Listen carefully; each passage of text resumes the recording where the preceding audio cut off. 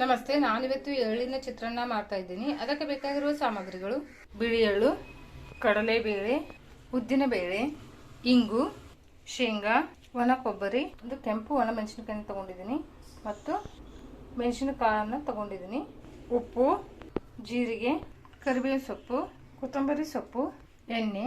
ನಾನು ರೈಸನ್ನು ಮೊದಲೇ ರೆಡಿ ಮಾಡಿ ಇಟ್ಕೊಂಡಿದ್ದೀನಿ. ರೈಸ್ ಕೂಡ ರೆಡಿ ಆಗಿದೆ. ಈಗ ಫ್ರೈ ಮಾಡ್ಕೊಳ್ಳೋಣ.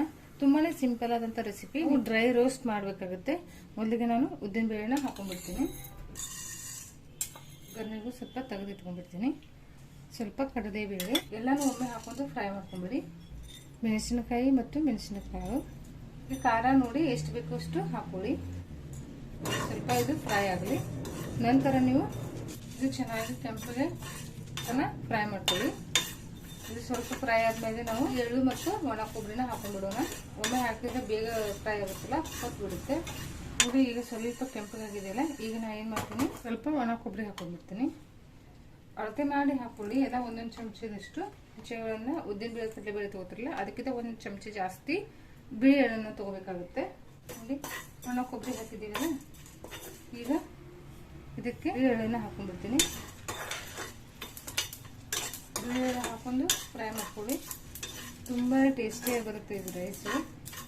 ತುಂಬ ಬೇಗ ಆಗುವಂಥದ್ದು. ಬೆಳಗ್ಗೆ ಎಲ್ಲ ಬೇಗ ಎದ್ದು ನೀವು ರೈಸ್ ಇಟ್ಕೊಂಡ್ಬಿಟ್ರೆ ಮುಗೀತು. ನೀವು ಈ ಮಸಾಲೆನ ನೀವು ಮುಂಚೆನೇ ರೆಡಿ ಮಾಡಿ ಇಟ್ಕೊಂಡ್ಬಿಟ್ರೂ ನಡೆಯುತ್ತೆ. ಇದೇನು ಕೆಡಲ್ಲ. ಅದು ಕೂಡ ಎಲ್ಲ ಫ್ರೈ ಆಗ್ತಾ ಇದೆ, ಸಿಡಿತಾ ಇದೆಯಲ್ಲ. ತುಂಬಾ ಹೊಚ್ಕೊಂಡ್ಬಿಡ್ಬೇಡಿ ಮಸಾಲೆನ, ಇಲ್ಲಾಂದ್ರೆ ಕಹಿಗೆ ಆಗಿಬಿಡುತ್ತೆ. ಇಷ್ಟು ನಮಗೆ ಗೋಲ್ಡನ್ ಬ್ರೌನ್ ಆದರೆ ಸಾಕು ಎಲ್ಲಾನು. ಈಗ ನಾನು ಸ್ಟೋವ್ ಬಂದ್ ಮಾಡ್ಕೊತೀನಿ. ಒಂದು ಹುಣಸೆ ಹಣ್ಣನ್ನು ಹಾಕೋತೀನಿ. ಒಂದು ಇಷ್ಟು ಹುಣಸೆ ಹಣ್ಣನ್ನು ಹಾಕೋತೀನಿ. ಮರೆತುಬಿಟ್ಟು ನಾನು ಹುಣಸೆ ಹಣ್ಣು ತೋರಿಸೋದು. ಇಷ್ಟು ಹುಣಸೆ ಹಣ್ಣು ಹಾಕೊಂಡು ಸ್ವಲ್ಪ ಫ್ರೈ ಮಾಡ್ಕೊಳ್ಳಿ. ಫ್ರೈ ಮಾಡ್ಕೊಂಡೇ ಸ್ವಲ್ಪ ಹಿಂಗೆ ಕೈ ಆಡಿಸ್ಕೊಂಡಿರಿ. ಒಂದು ಪ್ಲೇಟಿಗೆ ಹಾಕೊಂಡ್ಬಿಡಿ. ಇದರಲ್ಲೇ ಬಿಡಬೇಡಿ. ಪ್ಯಾನ್ ಬಿಸಿ ಇರುತ್ತಲ್ಲ, ಮತ್ತೆ ಹೊತ್ತು ಬಿಡುತ್ತೆ, ಎಲ್ಲ ಬಿಡಿ ಎಲ್ಲ ಹೊತ್ತು ಬಿಡುತ್ತೆ. ಇಷ್ಟನ್ನು ನೀವು ಫ್ರೈ ಮಾಡ್ಕೊಂಡು ಪ್ಲೇಟಿಗೆ ಹಾಕೊಂಡ್ಬಿಡಿ.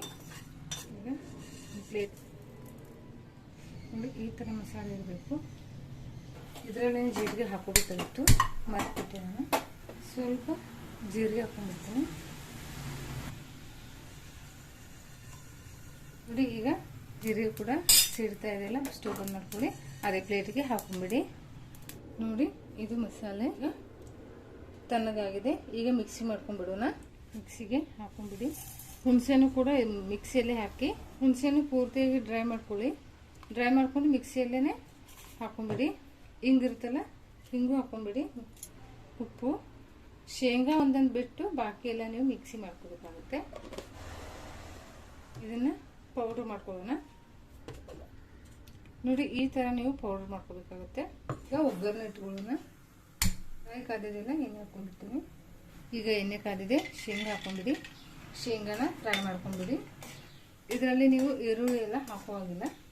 ಆಮೇಲೆ ಸ್ವಲ್ಪ ಕಡಲೆಬೇಳೆ ಸುಮ್ಮನೆ ಟೇಸ್ಟಿಗೆ ಹಾಕ್ತಾ ಇದ್ದೀನಿ. ಬಾಯಲ್ಲಿ ಸಿಗುತ್ತಲ್ಲ, ಚೆನ್ನಾಗಿರುತ್ತೆ.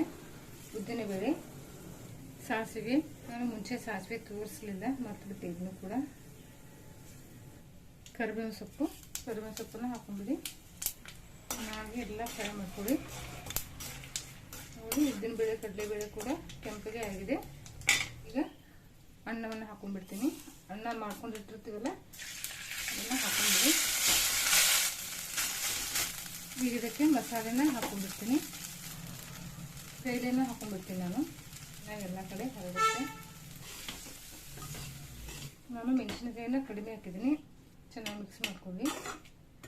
ಟೇಸ್ಟ್ ನೋಡಿ ಹಾಕೊಳ್ಳಿ. ಪೌಡರ್ ಕಡಿಮೆ ಅನಿಸಿದ್ರೆ ಹಾಕೊಳ್ಳಿ. ಸ್ವಲ್ಪ ಕಡಿಮೆ ಇದೆ, ಹಾಕೊಂಡ್ಬಿಡ್ತೀನಿ. ಉಪ್ಪು ಕೂಡ ಕಡಿಮೆ ಅನಿಸ್ತಾ ಇದೆ. ಸ್ವಲ್ಪ ಉಪ್ಪು ಕೂಡ ಹಾಕೋತೀನಿ. ಈಗ ಮಿಕ್ಸ್ ಮಾಡ್ಕೊಳ್ಳಿ. ನಿಮಗೆ ಖಾರ ಕಡಿಮೆ ಅನಿಸಿದ್ರೆ ಮೇಲೆ ಚಿಲ್ಲಿ ಪೌಡರ್ ಕೂಡ ಸ್ವಲ್ಪ ಹಾಕೋಬೇಕು. ಇಲ್ಲಾಂದರೆ ನೀವೇನು ಮಾಡಿ, ಮೆಣಸಿನ್ಕಾಯಿನೇ ಜಾಸ್ತಿ ಹಾಕೊಂಬಿಡಿ. ಈಗ ಸ್ವಲ್ಪ ಕೊತ್ತಂಬರಿ ಸೊಪ್ಪನ್ನು ಹಾಕೊಂಡ್ಬಿಡ್ತೀನಿ. ನೋಡಿ ಈಗ ರೈಸ್ ರೆಡಿಯಾಗಿದೆ. ಸ್ಟೋವ್ ಬಂದ್ ಮಾಡ್ಕೊತೀನಿ ನಾನು. ನೋಡಿ ಈಗ ಎಳ್ಳಿನ ಚಿತ್ರಾನ್ನ ರೆಡಿಯಾಗಿದೆ.